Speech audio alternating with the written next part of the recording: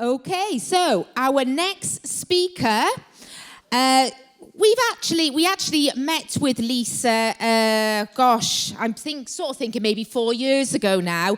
Lisa is a little bit of a veteran when it comes to conferences. We've been to several of her conferences, and I've got to say they are always really, really good, very insightful, fantastic speakers. And Kimberly is always invited to speak as well at our conferences, and everyone is very welcome in her community. So I'm just going to say a few words about Lisa before introducing her on. Dr. Lisa Noland is a sex historian and a secular apologist who offers physical, mental, psychological, and public health reasons to delay sexual initiation.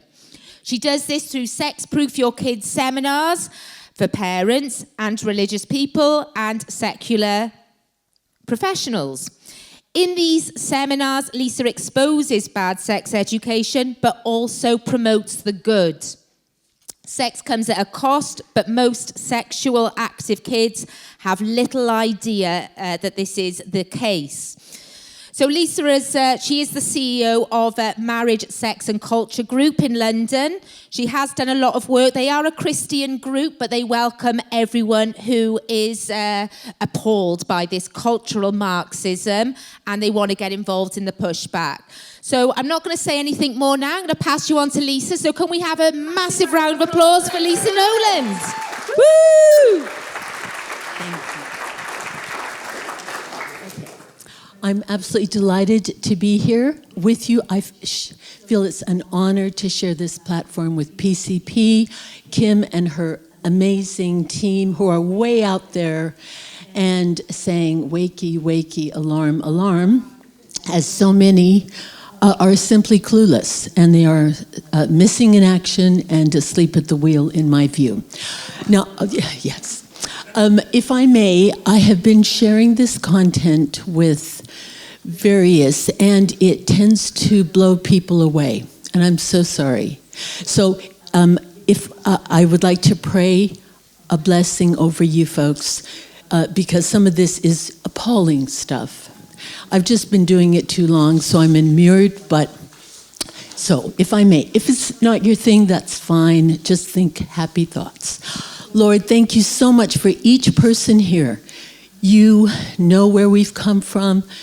You are worried about what we are worried about. And Lord, particularly what is happening with our children and grandchildren. So we lift this time to you. Lord, I ask for peace, for protection. I pray against any malignant forces. You know this stuff is evil, but Lord, you want us to go through the pain barriers so that we can be better equipped to help our kids and grandkids. Thank you. Amen. Okay, folks. So this is me. Thank you so much. Please come back to me because it's so fascinating. I have people say to me, I have never seen such awful material. And I go, really? See, for me, all this is a war of awareness. What I think is normal, and oh yeah, everyone knows about this. Other people are going, what? What are you talking about? Right. So anyway, so I will, and also if you would like a PDF of this, email me. And again, make it work for you. If you like this, you don't like that, that's fine. I don't care. What we most want to do is up our game.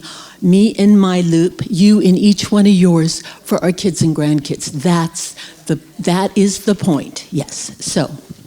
Right, I am rubbish at all this. Now, Kim told me how to do this, right. Okay, so this is me. Let's see. So, yes, and then this is one clip. It's appalling, but there we are. Okay. Happy Pride, everybody! Happy Pride! Who here knows what gay pride means? It means where, like, all the gay people, transgender, lesbian, bisexual people gather up and celebrate. That's absolutely right. It's a celebration of sexual diversity. So I'm not gay, but I'm a gay ally. Are you gay allies? Definitely. Great answer. What does it mean to come out of the closet? When you come out of the closet, it means Like when you're playing hide and seek and you're hiding in the closet and then someone finds you and then you have to come out of the closet and have to be it. Makes sense. Yeah. What do you think about gay marriage? I just think it's normal marriage. Right. My auntie, I know that she's gay. She hasn't married yet. And I'm just wondering if I am going to be her flower girl. And you know what? When you find out that your auntie is going to marry a woman and your number one concern is if you're going to be the flower girl, you have your priorities straight. Woo! Do you think it would be cool to have 2 moms? Yes. If the house is full of girls and there's no boys in sight, Yeah. you don't have to flush the toilet for the boys. So many advantages. What would it be like to have 2 dads? It would be crazy. It depends on how their personality is. If they're a party animal, then it would be obviously crazy. Any parent who's a party animal would be crazy. Yeah. Can you name any gay celebrities? Ellen DeGeneres. Uh-huh. What about Neil Patrick Harris? Who's that? Do we know Ricky Martin? No. Ricky Martin is a singer, and now he's a gay icon. A gay icon is someone who's revered by the gay community. Lady Gaga? Yes. Anderson Cooper? I might have heard of him. Jodie Foster? I've heard of him. I cross my fingers. I'm not lying. Jodie Foster is a woman, and she made me question my sexuality when I was a child because I liked her so much. Oh. And she was nude in the film Nell. Not that I remember watching it several times as a child. Wow. Guys, I'm so impressed with you. Remember, what are we to the gay community? We are... Gay icons. Sure. I'm an ally. Maybe I could be an icon. I mean, everybody should aspire to grow up and be a gay icon. That's what Pride Day is all about. You're right. See you at Pride, everybody.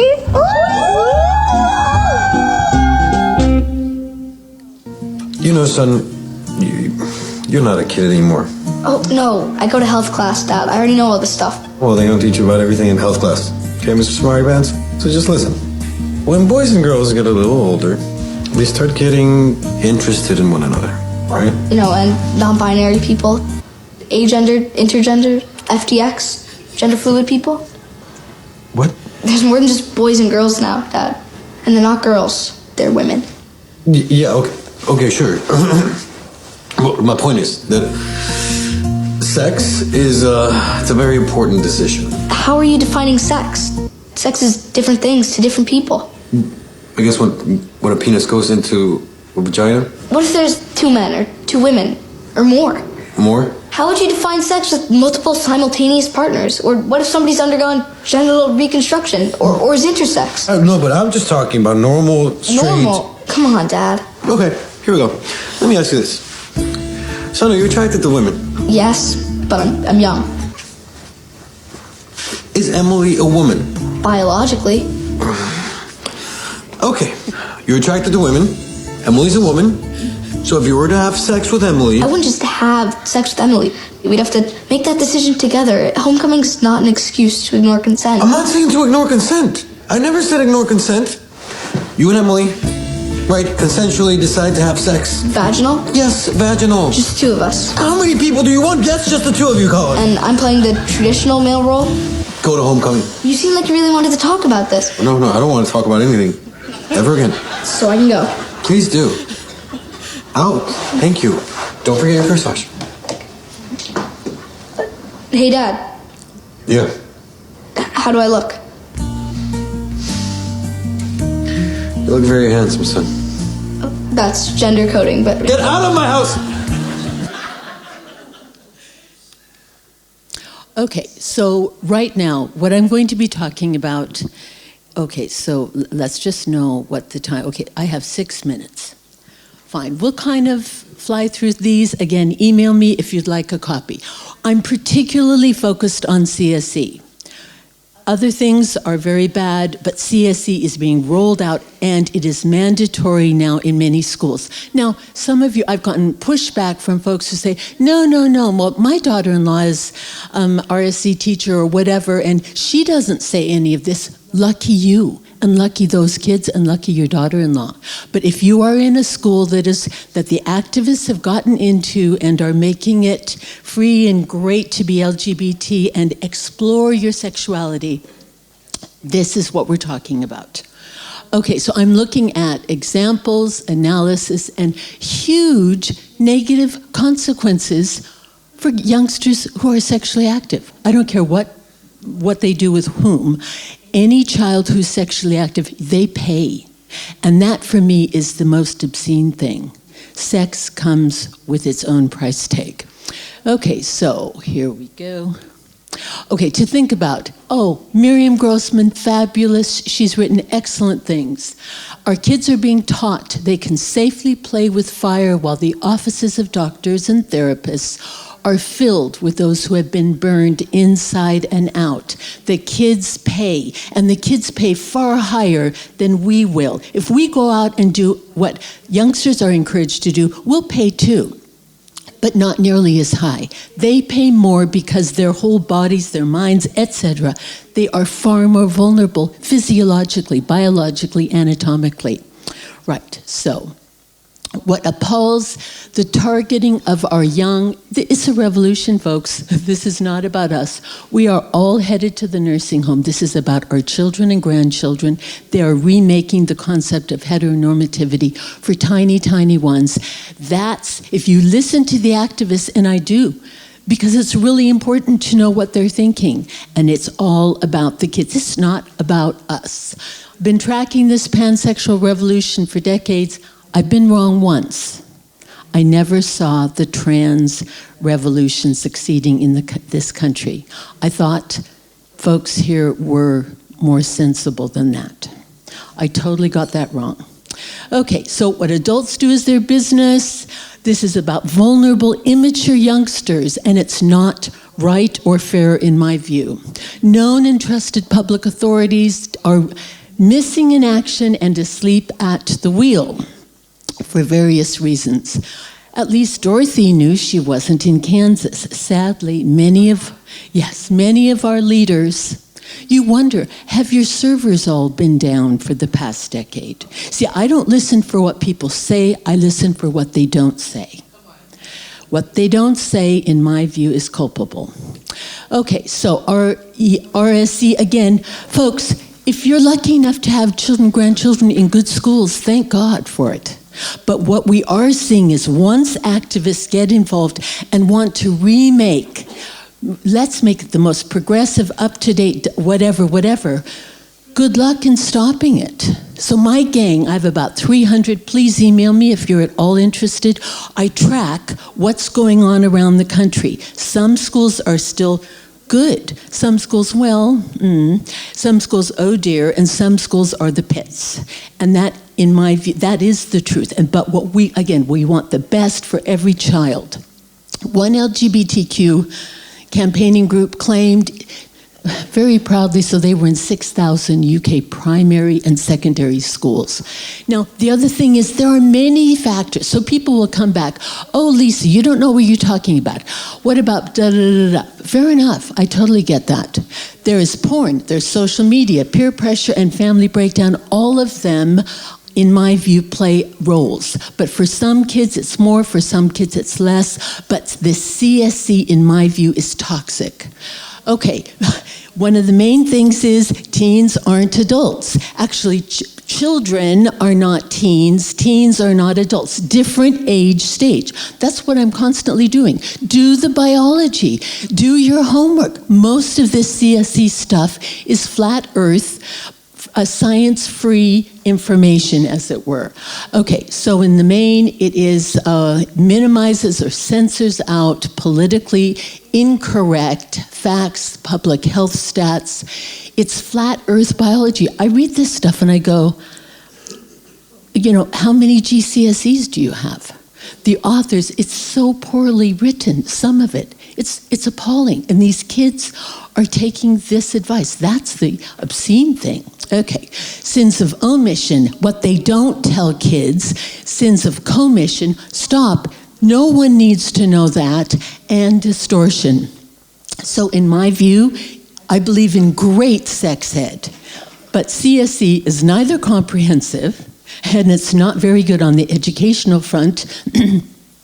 It's not even good on the sex front. See, I do believe in giving kids the best so they know what's going on. CSE is not that. Okay, so are we surprised? Over half of recorded abuse is child on child. Police say access to violent porn and smartphones has fueled the rise of, and now it makes over 50%, this is for 10s to 17-year-olds. This is obscene in my view. RSE was introduced into schools in 2019. Explicit images and tips for doing it safely. Folks, I'm not going to have time to show you this. If you want to see, I'm with my computer over there at lunch if you want to see some examples, or email me, or say, no, Lisa, you're not right. And I'll say, please, tell me why I'm wrong. Make me happy. Make my day. But sadly, the stuff I'm tracking, it's out there. And in my view, the leaders are simply not able to engage properly. You put the images in front of them from an early age, and it is show and tell, go and do. Monkey see, monkey do. And that is what we're seeing. So here are some examples. We'll just start. Yes, you've seen that. All about me, shout out and name private body parts. 12-year-olds are being taught about anal sex. 9-year-olds are told to masturbate for homework, of course, except for their little ones at school. The images weren't blurred. Oh, no, of course not. And by the way, we can't show this sort of thing on television. But our children are being shown the full images, okay? I'll finish with, sorry, is that book, can someone, I'm sorry, can you lift up the book there? Yes, this is one of the, and I'll finish on that. Welcome to Sex. Thank you so much, madam. Okay, this woman, she's an LGBT activist. She said her 8-year-old was fine with this material. Now, folks, this is new. Do you see the cute little girl on the right? She's amputated. The amputation and sexuality realm is now coming to the fore. Now this book is for 10s to 15s. And people who say, excuse me, why are you doing this? They're called all sorts of names, etc. But what I'd like to end with is, now, okay, so we've noticed about the amputee, and that's a whole sexual paraphilia. Youngsters are being groomed. That is a case of grooming. See, youngsters go, okay, well, it doesn't exactly float my boat, but okay. But the other thing is, this is perfect propaganda. Perfect. Cartoon drawings, light breezy tone, little bits of happy, naughty fun. That's how this thing has gotten so far. And our good folks, and again, well done you, you're here and you're willing to push back. I give secular reasons why, what you can say to your head teacher, like, why are you showing this sort of thing to youngsters? Excuse me, shame on you. Now, what I also do is I give you the hard biological and anatomical reasons, facts. It's like grenades. You lob them at the head teachers. You say, why are you doing this? Don't you know, da-da-da-da-da-da-da. So anyway, thank you so much. You've been a fabulous audience. Email me. Thank you, Tim.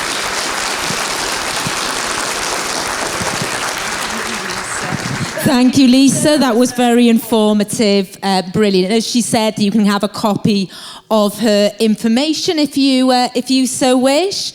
So, yeah, that was brilliant. We are going to have our next speaker on now. So our next speaker was fighting against the sex education in England back in 2019. His group was actually demonised by the media for being homophobic, etc.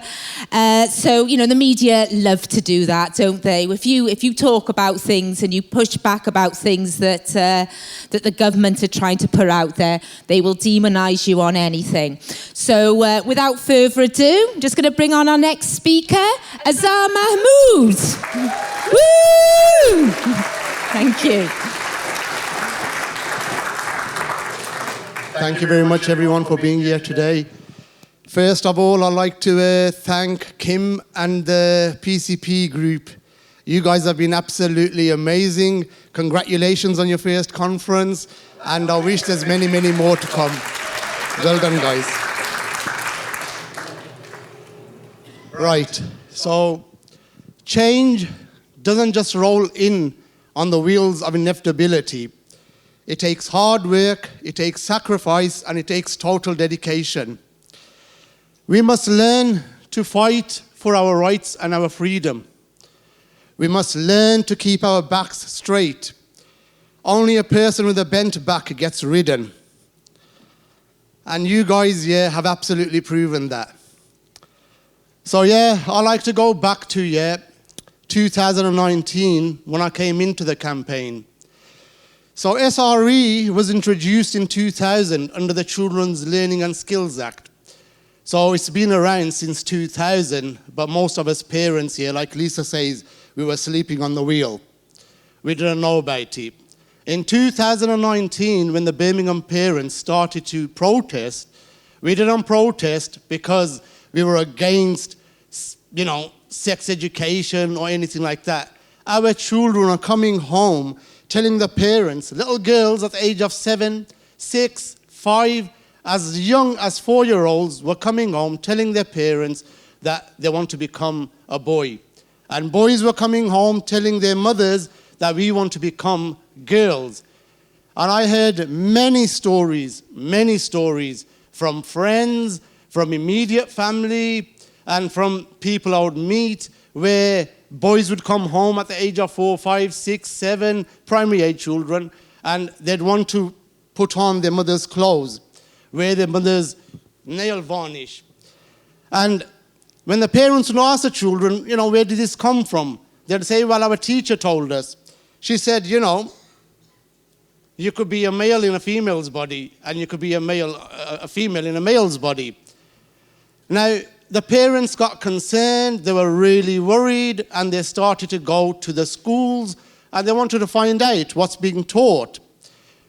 The schools didn't want to know, they didn't want to listen to us, so we started to knock on the doors of the MPs and the councillors. We weren't getting any support at all. We had no choice. We started the protests. When we started the protests, now, I want to just mention something here. There's something very important I want to mention to everybody here. The importance of unity.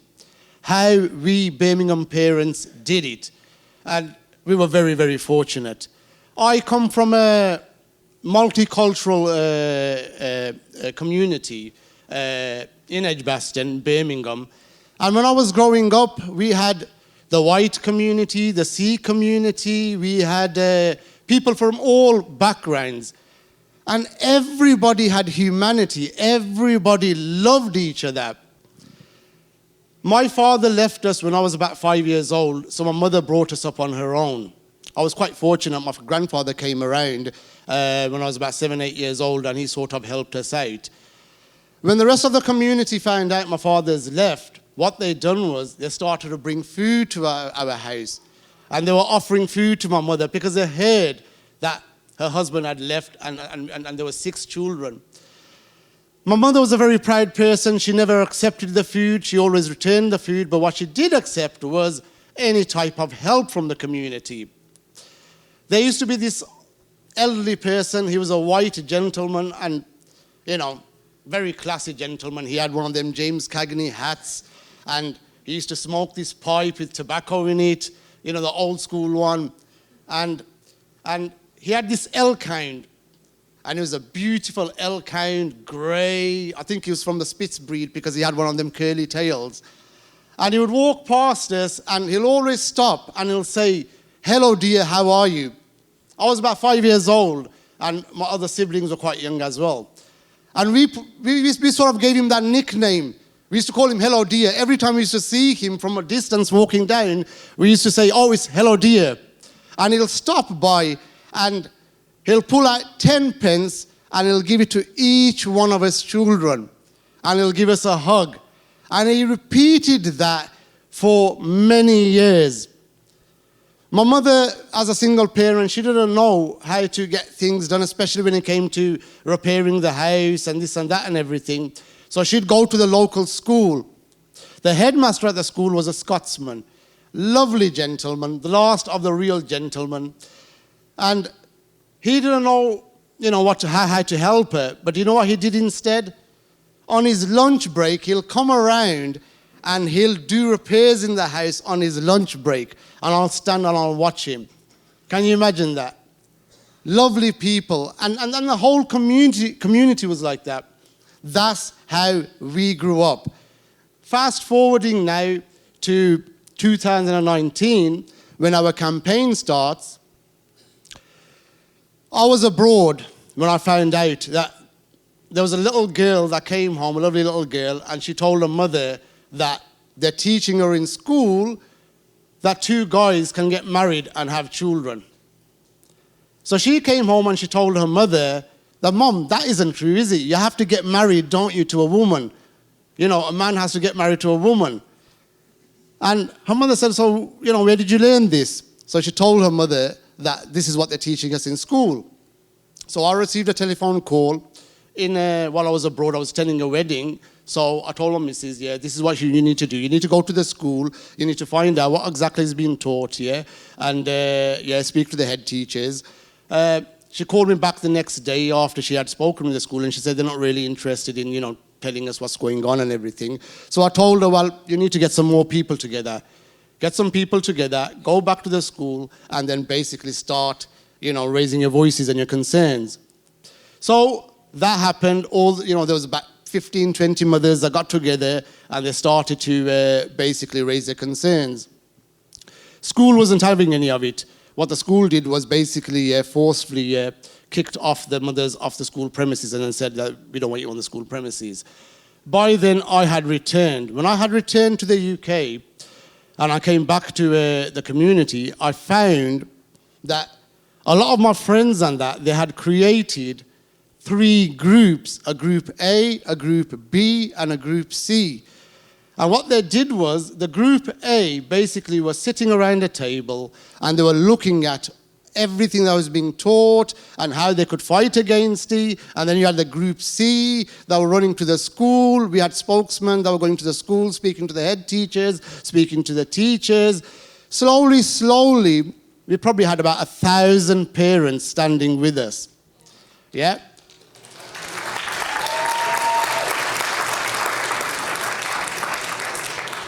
Thank you very much. We had about 1,000 parents standing with us. But more or less the whole of the community had come together in 2-3 weeks. And it had been years since we sort of seen that unity. It was absolutely amazing.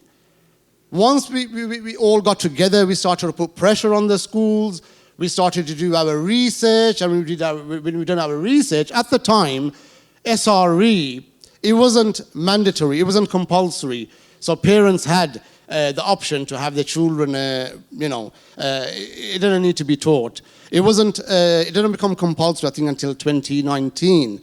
And it didn't change to RSE until 2017, because they wanted to basically emphasize on the relationships part.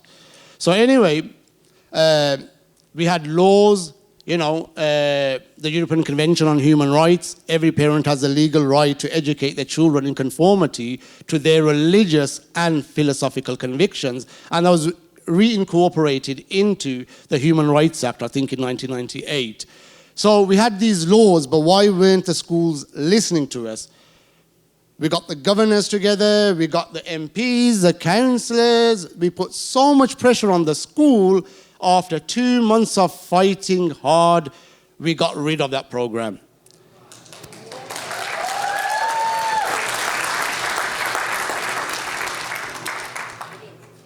After 2 months of fighting, this is where I take my hat off to Kim and the PCP, who have been doing it for 3 long years now. 5 long years. I've only been around for about 3 years, isn't he? Yeah, so 5 long years. 2 months after fighting, the whole of the area went into hibernation. Everybody was exhausted. We didn't see anybody for about 3 weeks, because every single day for those 2 months, we were getting together, we were eating together, drinking together. I gave up work for about 6 months. just so I can learn all the legislation, the laws, the policies, and exactly where this was coming from.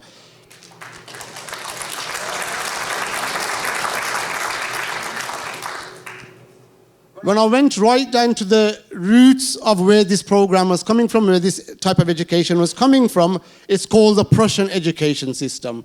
And it starts in 1806 when Napoleon defeats the Prussians in the Battle of Jena. So the Prussians sort of analyzed what was happening and why they lost and how they lost. So they realized the best way, so basically what was happening was, if there was 1,000 of Napoleon's soldiers and 100 of the Prussians realized, okay, we're going to get our butts kicked in. So they'd run. Now, the Prussians wanted to change that. So what they'd decided was to create a program to psychologically work on the soldiers' minds. So the key proponent was Wilhelm Wundt. He was a psychoanalyst of the time. And he was given this task. I think it was 30 years later or 20 years later or so, they used that on the soldiers. It was successful. They totally submitted. So the Prussians said, why shall we stop here? If we can control the military, we can control the whole of the population. So what they decided to do was work on the children. Now, how do you work on the children? Most of the children were home educated. John Taylor Gatto, who was a teacher for 30 years and won many awards for the best teacher of the year, he says children grew up with natural skills. Then you had to cook, then you had to hunt, then you had to build. Reading and writing, those skills they acquired at home. It only takes 50 hours to teach a child to read, write, and count. So why is it after 13 years of school, children still can't speak proper English or, you know.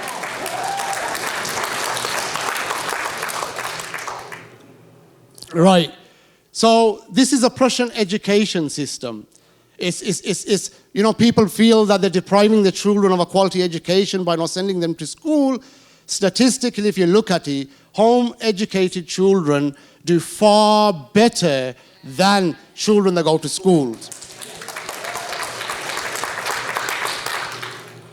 So yes, they started to work on, okay, all the children are being home-educated, so how do they indoctrinate those children?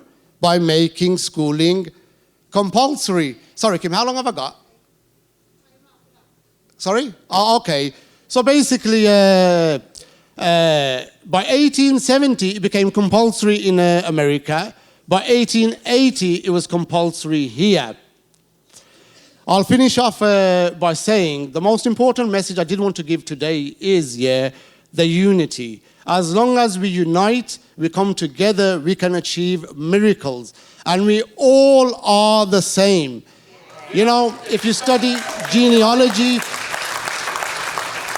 and you study the bloodlines, we all come from the same places. We've just been traveling from one side of the world to the other side.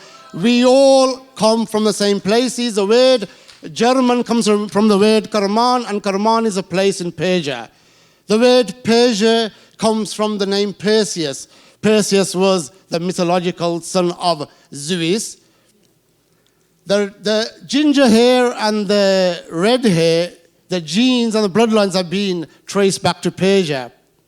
My own family tree comes from Persia as well. Although my parents, my grandparents, and great-grandparents come from Kashmir, but my family tree comes from Persia. We're all the same. We need to unite. The only way we can win this, back in 2019, my main focus was on mass withdrawals from schools. Because just like any other business, schools are businesses. You boycott, they get out of business, they don't like losing a penny, and they have to change the legislation. They have to put a stop to this flipping horror. So if we come together, we can achieve miracles, just like we've seen with the PCP. So please, thank you very much.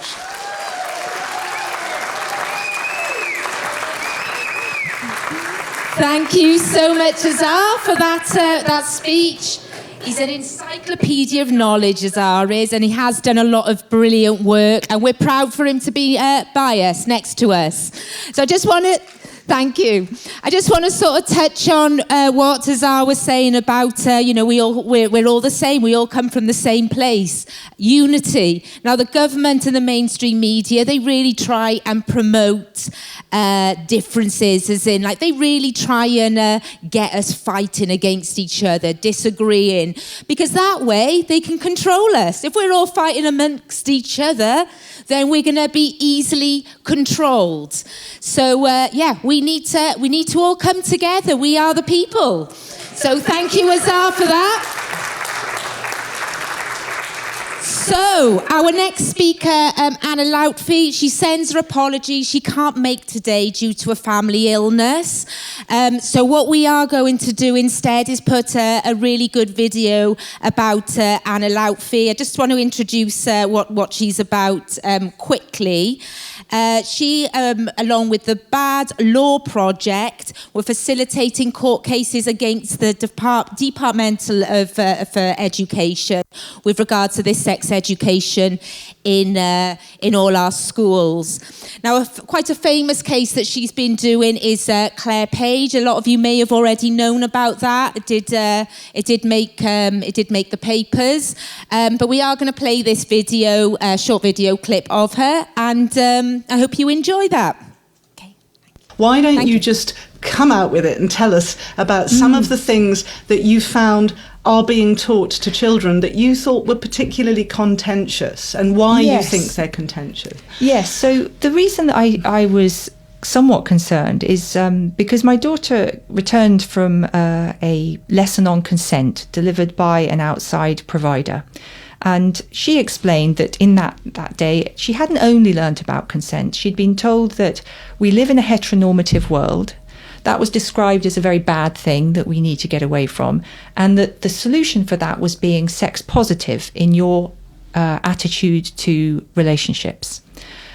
So just, I'm going to stop you there. So you've mentioned relationships in the context of sex, but we know that relationships education is ostensibly different from sex education because you can pull your kid out of one and not the other. So you're already blurring them up as you speak, but that's because this is the nature of the beast that you're fighting. Well, yes, I think in some ways you could say that at DFE and policy level there has been a little bit of preparation to maybe keep it a little unclear to parents, either by design or by accident, but it certainly at policy level isn't very helpful. Some things that my daughter has been taught in relationships education very much sound like sex education to me, and then some things that I've been asked to withdraw, for example, the lesson on consent was described as sex education, which I could withdraw her from. But actually consent, you might think, was a relationship topic. So it's all very muddled and hard to navigate. And you didn't think to withdraw your child from consent lessons because you actually I didn't. I thought the likelihood was that they would be talking about the legal framework of consent and maybe some emotional aspects to that. And it seems like a sensible topic to discuss amongst teenagers.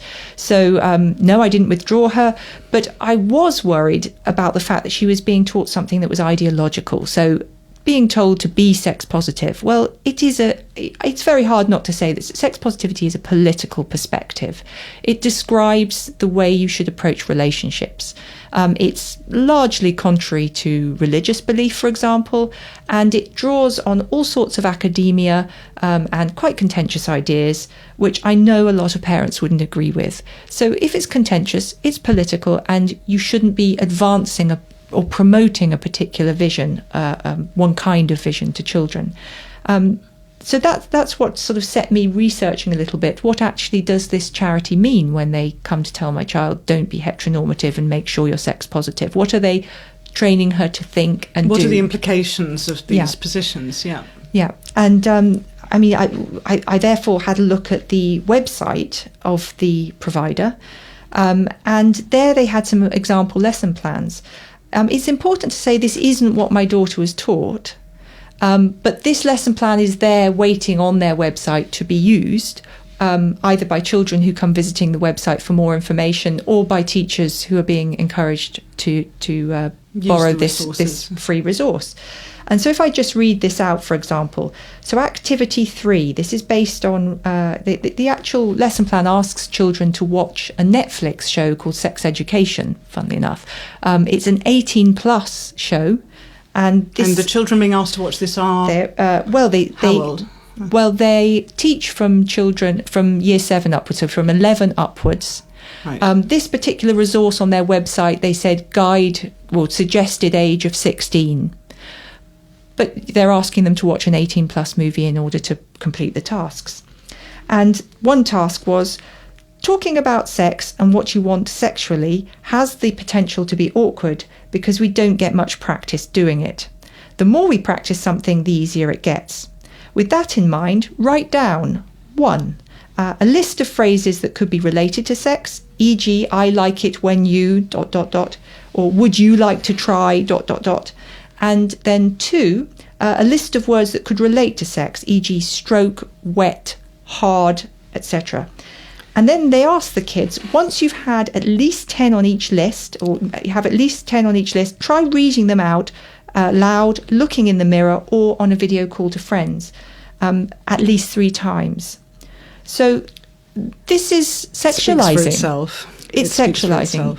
Yeah, because a child who is not yet sexually active is now going to enact sexual discourse with another child because they've been asked to by a teacher. I was going to ask you about that. This is incredibly delicate, of course, and I believe I can speak for you when I say that part of your problem is that you don't think one size fits all. I mean, any kind of exploration of issues of this nature have to be catered for specific groups of children, age appropriately, and each individual child will come from a different background. So of course it's a bit of a maze for even the most seasoned and experienced educator to navigate. So I think we're agreed that there are no easy quick fix solutions, but that's right. It strikes me when you're reading that particular resource out, getting children to read out loud sexual acts that they would like to perform with another child, the underlying assumption is that the child is ready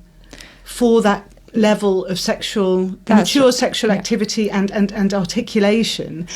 And of course, depending on the child and depending on the age, I mean, children are by definition less ready than adults. And in that resource, it seems that they're primed to be completely ready, completely able to cope with the demands of that activity. Exactly that. They're assuming that. And I think one of the reasons that is being assumed is because sex positivity has an academic basis.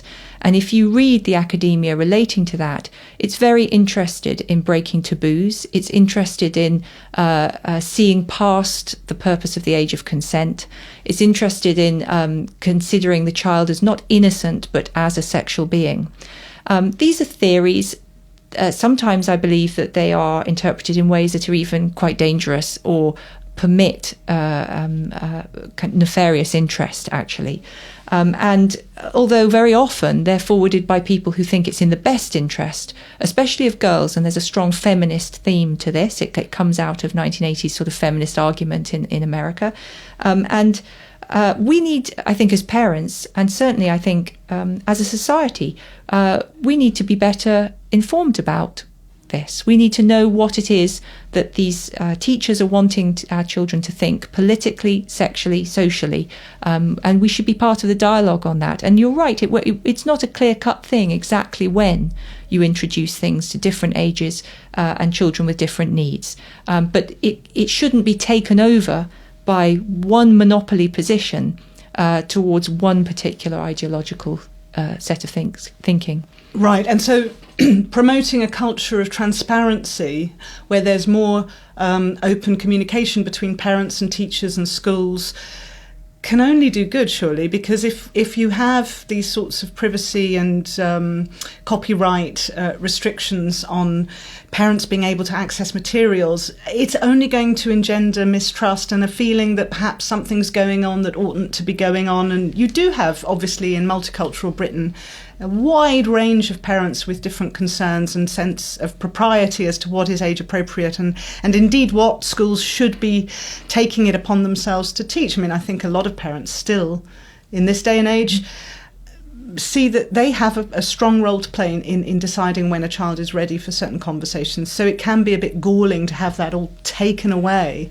and dealt with behind closed doors, so to speak. Yes, absolutely. And I think that we're heading towards, heading down a path that we can probably see ahead of us is very much happening in America. There is political argument arriving at the school gates. There is upset from parents who feel they've lost control of a really important area of their social life and their children's education. And I think it would be really wise for this country to avoid that political argument in our classrooms. And in order to do that, we really need the Department for Education to step forward and start creating some parameters, some much clearer guides. At the moment, the DFE simply says, for example, that with regard to equality teaching and sex education, that LGBT must be introduced, for example, across all lessons or wherever it's appropriate. It doesn't have to be located in one particular special lesson, so it can be embedded across the curriculum. And that must be taught at a timely moment by all schools. And then it just really stops. That's all it says. And that's an open door for anything from very extreme ideas to things which are age inappropriate and which activists want the children to believe.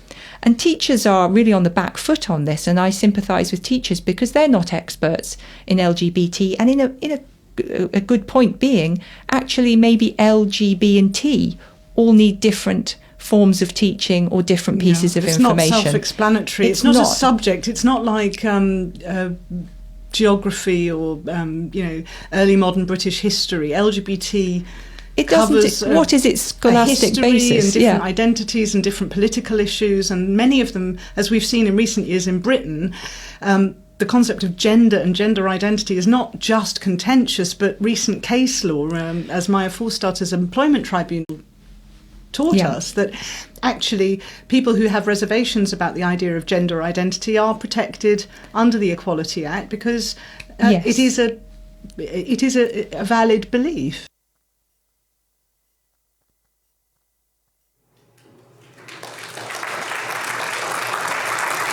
Okay.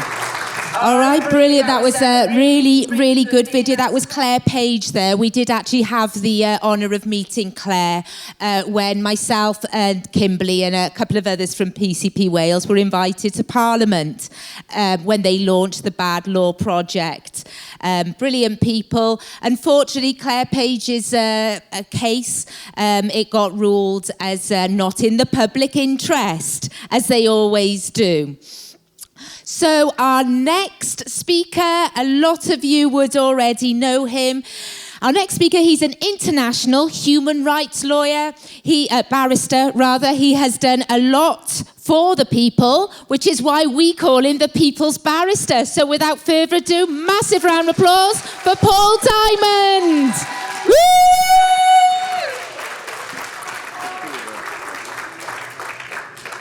My goodness, I look brutally handsome in that picture. I don't know what's happened over the years, but obviously the ravages of age have hurt it badly, so I apologise for the incongruence. I did once look like that. Yeah, well, I'm just going to have a general chat. I'm going to talk a bit about a case, as you know I did for Kim. I just do a bit of a general introduction because I just sort of give you a few background stories, just for entertainment purposes, of course. And then I just want to mention a bit about the case. On the, I started doing these cases, and it wasn't because of any legal skill. It was really because I think I was the only guy at the time prepared to do it. There was a great fear on the land. There still is a fear on the land. And the first sort of, I've been doing quite a few cases over the years, but when I first specialised in religious liberty, am I gone? I'm back. I feel like sort of being a rock star. That was a mistaken career. Hey, baby. You can get used to it up here. But I remember the first case that sort of began a road for me. And some of you will or won't remember this. There was a man called Harry Hammond, and I think it was about 201, 203. And he stood outside a gay bar. You best remember it was very different then, and the Human Rights Act had a very corrosive effect on our liberties. But going back to that date, this 70-year-old individual, which at the time I thought was very old, I'm now thinking it's remarkably young, but at the time, he stood outside a gay pub. He unfurled a banner saying, "Stop homosexuality, stop lesbianism, turn to Jesus." And a crowd of young people, both homosexuals and non-homosexuals, assaulted him, threw him to the ground, poured water over him, took his banner off him. And then the police turned up and arrested Harry Hammond and for inciting his own attack. Now, I'm just trying to ask you to travel back in time to that era. I was utterly appalled and disgusted that a 70-year-old man had been attacked. The police came round and arrested, not defended the 70-year-old man, arrested him. And then that phrase, it became very common after that. You incited your own attack. If you exercised your rights of free speech, of dissent, you were a target. So that was sort of the beginning of my road into sort of initially religious liberty cases. And I was so disgusted. I remember I phoned up the lawyer. It was down in Bournemouth, and he just said to me, "Take the case off me, it's a hot potato." And then when I did that case, I was warned by my chambers, barristers' chambers, if you do that case, there could be consequences, which is a very foolish thing to say to me, because I'm one of the guys that would go, "Yeah, okay, bring it on." So that set me off on a road. That was rapidly followed a few years later. I got involved. I started it off and did it all and was involved to the Employment Tribunal. I don't know if some of you can remember this, the older ones. I did the BA Cross case, where British Airways wouldn't allow somebody to wear a cross. And that was a great case, as you can imagine. Just by way of background, I won't go into all the details, because actually there was some legal reasons I did her up to the Employment Tribunal and then switched to another client, but I won't go into that. But anyway, on that road of that case, 13 British judges, up to our Supreme Court, held that the cross was a piece of jewellery, it wasn't a religious symbol, and so 13 British judges from the best of our land, they all go to Oxford, as you know. That's the sort of requirement. I'm slightly being a bit flippant, but they're not uneducated individuals. And anyway, then we appeared in the European Court, and we had a Polish judge who basically said, "I never heard such nonsense in all my life." Now, this Polish judge was, of course, from a communist country, and he was also... I think his brother used to be on the Central Committee of the Polish Communist Party, and they're very friendly in Europe, much more friendly than our judges. You have a cup of tea with them and you have a little chat with them. Over here, the judges just throw books at you and sort of stuff. And anyway, I remember thinking at the time, if you need a judge from a former communist country to tell you the cross is a Christian symbol under Article 9 of the European Convention, you've got a pretty desperate affairs in this country. And then I did a final story I'm giving you.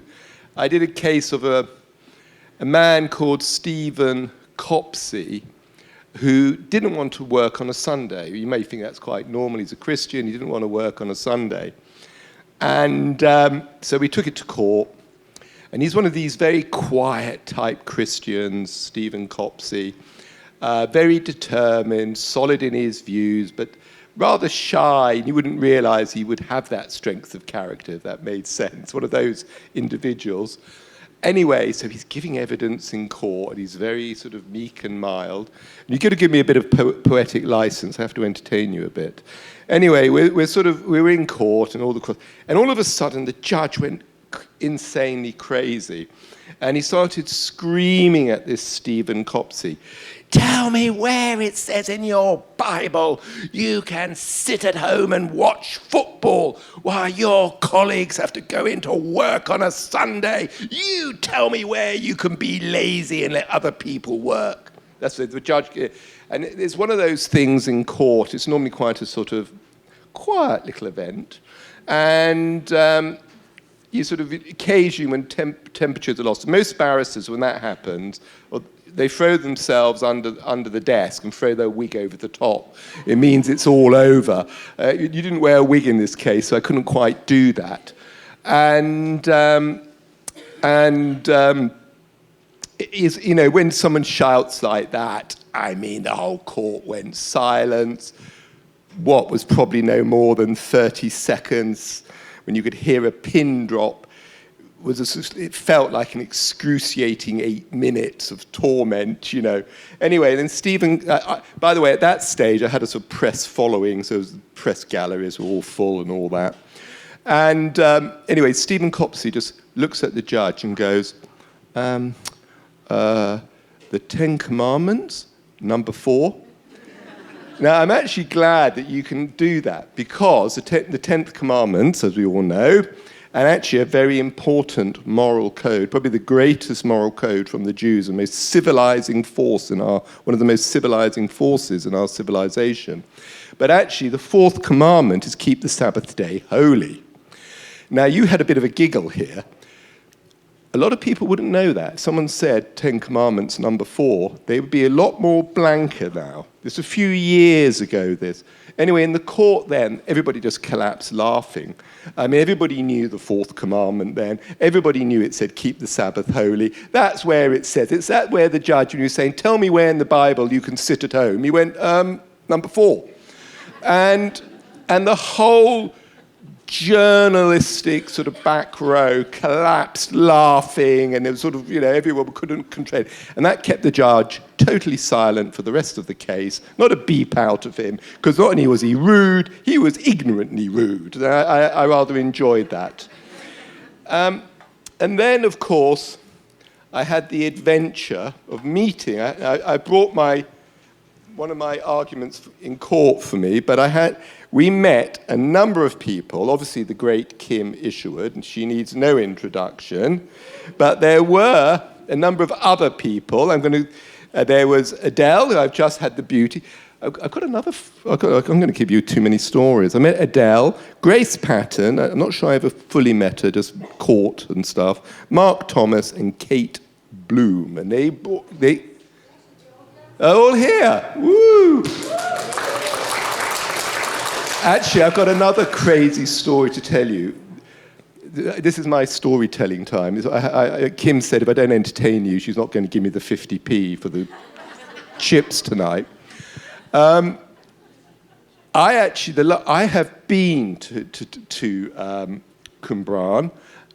I was here last time. This is the only second time I've been here, I have to confess. It's not kind of the place you normally go, even when you go to Wales. You have to understand that. I was here in 1988, and I had hair in those days. Can you believe it? I was here in 1988 when Cwmbran Magistrates Court, this is another story of mine, made a reference from the local B&Q that if they couldn't open their shops on a Sunday, there had to be a reference to Europe. And they made a reference to Europe, and I got involved in that case because I was involved with the Struck by the Keep Sunday Special campaign in those days. But I'm just remembering, I was back here all those years ago, and it was actually, it wasn't an unlawful reference, but they weren't meant to do it. It was all very strange. But actually, Cwmbran Magistrates Court kicked off 4 years of litigation, kept me quite busy, so I'm quite grateful, kicked off 4 years of litigation. Do you remember when the shops could open or not open? And it was all from this place here. And I was in the magistrates' court. I was really just observing, because I was quite young in those days, and I was just sent on behalf of Keep Sunday Special to observe. And I remember coming down here, and it's sort of, from that little courtroom in those days, which was not particularly impressive, it kicked off the whole Sunday trading fight. And yes, but anyway, back to story. We got involved with challenging the Welsh Government on the religion and relationship and sexuality education that the Welsh Government were introducing. I'm just going to make some sort of general comments. First,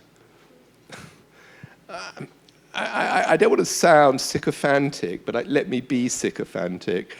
I've got to give praise to Kim and the team. They were actually fearless.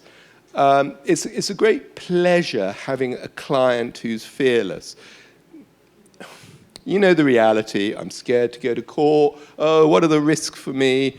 Is someone going to pay all my fees? Can you find a rich benefactor? I'm not going to do it unless I go to one of these organizations. I do this. No, none of that with Kim. Bring it on. They can do their worst.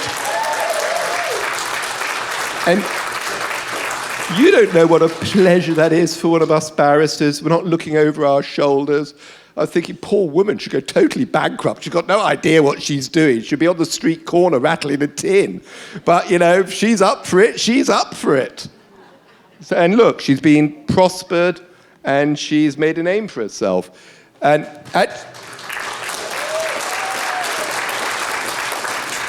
often what people fail to realize, people are so scared nowadays, what they fail to realize is if you make a stand, we've got a bullying government, and bullies are always scared of people who make a stand. And when I did that BA Cross case, well, I won't go into the details, but you can imagine this lady who won't wear a cross. Well, I've heard over the years they've culled British Airways from its height of 100,000 in the early 2000s to 50,000 employees. But there'll be one employee they won't dare touch. There'll be one employee they're not stupid enough to touch. So what people don't realize is if you make a stand, the bullies actually often get scared. But they are bullies. And bullies, they want, it's cancel culture. I know people in cancel. It's not a joke. Overnight. And everyone's so scared. All your so-called friends don't want to speak to you. All the people you've worked with who you've thought would support you, they're not there. So we did the case and we challenged relationship and sexuality education. And I think the lead up to it, and I'm sort of just trying to review it, because I don't want to, obviously I'm not going to babble about law. I'll read a few bits out. But society's changing from a sort of true liberal society where people can disagree, have different views and are respected. Liberalism began to change. I began to notice it. It wasn't enough that you could choose your own way. And that's actually fundamentally a Judeo-Christian position, that people have the integrity and the responsibility to find their own way and choose their own version of the good. But liberalism changed, and it's moved that every organization or group had to conform to the government's view of good. Or you wouldn't get a grant, or you won't be registered, or this will be happen to you. And then now all individuals, we must all conform to the government's version of the good. And unfortunately, Kim had enough of that. So liberalism has very much been changing, and I'm just reading. These are sort of my notes. I hope that I've chosen good bits. I don't want to be too legal, but some of the things I said in court.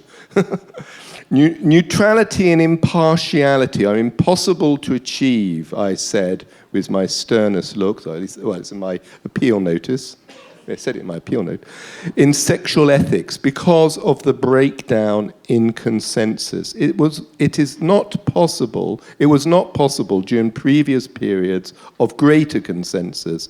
The assertion that the teaching will be neutral and impartial is implausible.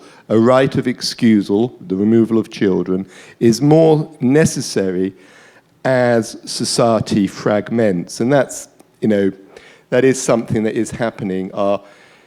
It's very difficult in some of these cases running arguments because there was a period where there was a general consensus. Everybody knew there was conscientious exemptions to war. But now it's so fragmented, it's whether you want to eat vegan food or, go to a grammar school. The consensus of right and wrong is going, and it makes these arguments difficult. And then I went on to say, the parental power to determine the content of their children's education is particularly important in cases of philosophical, political, religious, or moral controversy. The meaning of life, right and wrong, good and bad, beneficial or harmful. So, these are very controversial areas. What do we think?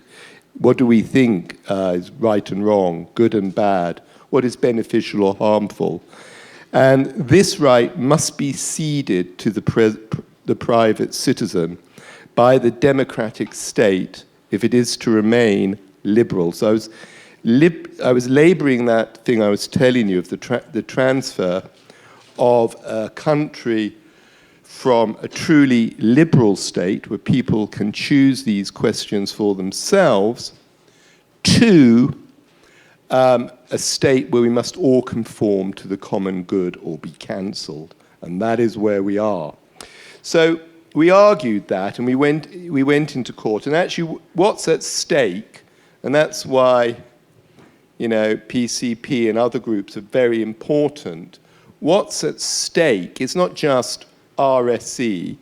It's, they can teach whatever they want. They're going to teach whatever they want. They're going to go further and further and further on controversial subjects, into your homes and homeschooling, into what you teach your children on morality and wrong. They're going to go in there because there's no concept of how a democratic liberal state functions. It's simply Parliament can do whatever it wants on 15 minutes with a 28-year-old MP who's never had a job. That's the brutal reality of it. And and it's all very, very politicized. One of the cases we quoted in Kim's case, when we argued about, there's a case called Campbell and Cozzens from 1982 on corporal punishment. It's 1982, it's a long time ago, and a mother said, my boy may be corporally punished at this school. And he'd never been corporally punished, never been at risk of corporal punishment, but he might in this fantasy scenario. And, of course, the European Court struck that down. You were violating their right to education because they wanted to stop corporal punishment. That's the name of the game. And so in 1986, the decision was in 82, but to conform with our international obligations, in 1986, corporal punishment in state schools was abolished in the United Kingdom. Now, I just give you that example.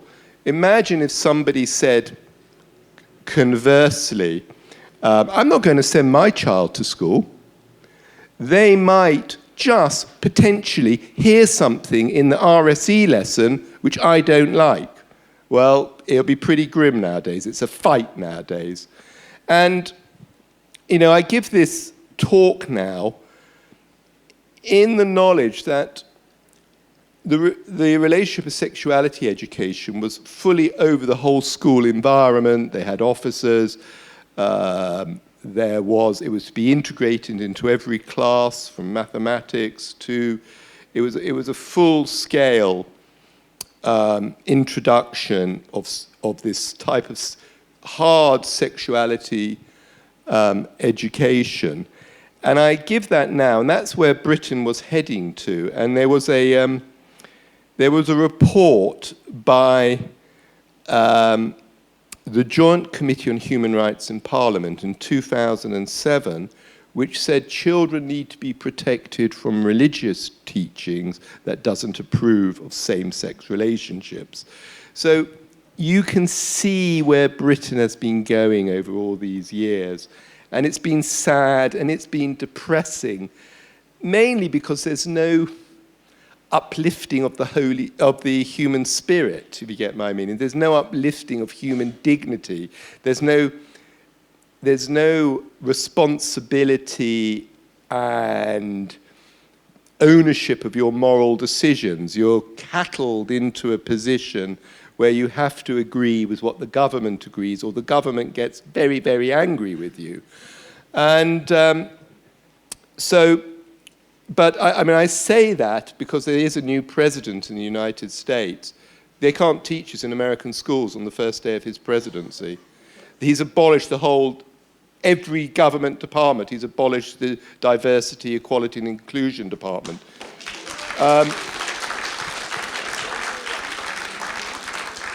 And you know what? Nobody cares. I mean, all this stuff, a lot of people just don't care, because when the pressure's off, like when the Soviet Union stands down, people go, whippee, you've gone. I'm just going to close. Now, I hope I can. This was another argument I raised. I've got to sort of tell you some of the stuff that happened in the case. Otherwise, as I said, I might get some fish and chips tonight if I play it right.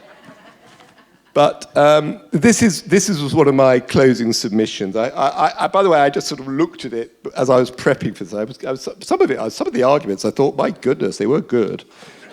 If I say so myself. Anyway, I said, first, parents have the right to be informed of the content of education provided and access to materials to be used. If parents cannot establish with certainty, and not simply by word of mouth or second-hand report, what their children are being taught, any exercise of rights would be nugatory. Secondly, they have a right to object without prejudice to them or their child. It is important to emphasize that parental disagreement with the content of teaching materials is not itself a ground for suspecting they are failing in their duty as parents. It may instead be an indicator that the school is acting unlawfully. Thirdly, they have a right to have their objections addressed reasonably, either by withdrawal of material offensive to them or explanation of how it is balanced with equal regard for their own opinions and not presented as the single truth. Fourthly, they have the ultimate right to withdraw if their objections are not reasonably addressed. This is the only way of ensuring that the priority in determining the content of education rests with the parents and not the state. Any enforcement action against them for breach of their Section 7 duty must take account of their fundamental rights. I hope that was just a submission. So in conclusion, we know we've got to fight. We know, I mean, I used to, I don't know, you're going to beat me up afterwards, but I'm an honorary Welsh citizen through Kim. But I am a tourist here. But you've had a Welsh government in Wales for an awful long time. And actually, I don't think these one-party states are working well. And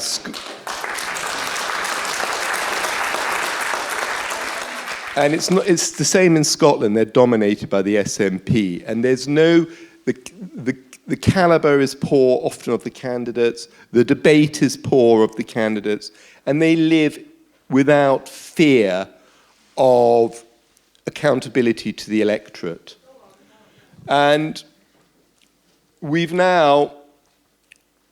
a great sense of powerlessness. I think all I can say is we're going to have a fight on our hands, we're going to have to fight for what we believe in. But there's got to be an element of risk. I'm not just saying this, you've got to be a bit of Kim.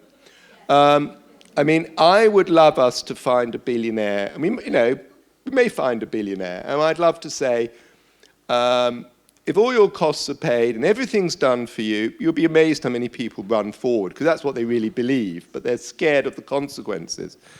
But in this world, You know, whether it's the Soviet dissidents or the people who stand up and risk prosecution, you have to go forward with support in a group, but it's not an easy road. It's not an easy road. And many of those cases I gave you, Harry Hammond, the first one I said, well, he was assaulted, great.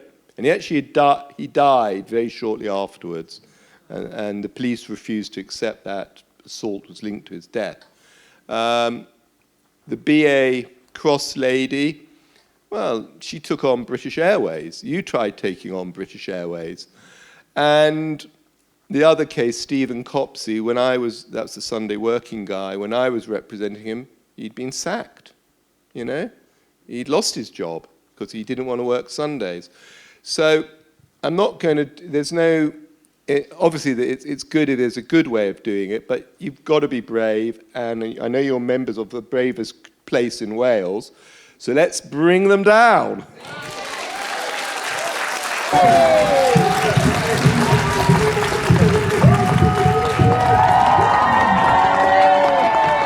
So that's Paul, our barrister.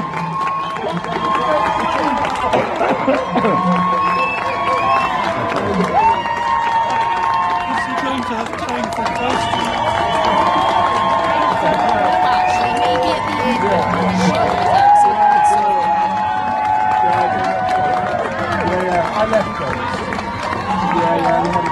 We proved that the government's barristers and the government were lying about the UNESCO and the rollout, folks. Say his name, Paul.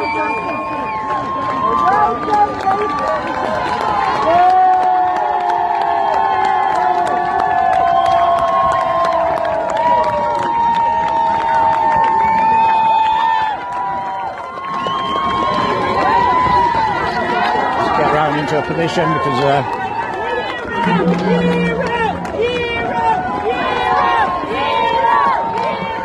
you won't get this on the BBC, right?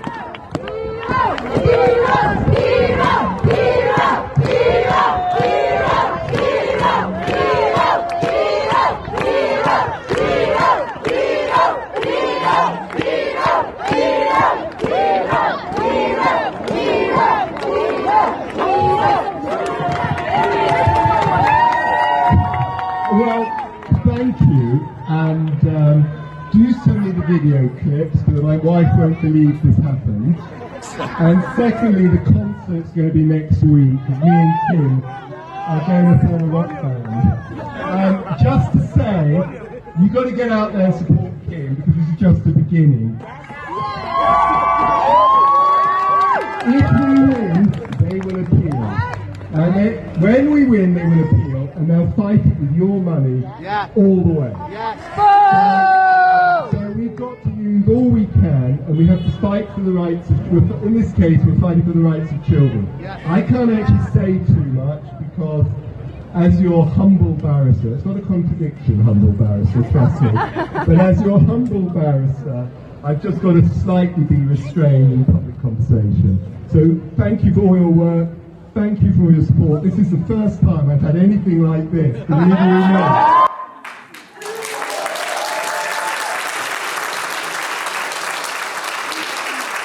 That was fantastic. What a day that was. Well, 2 days.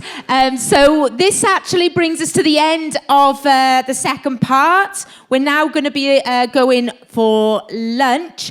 We're meant to come back at 2. We still saying 2, Kim, or should I say a bit later?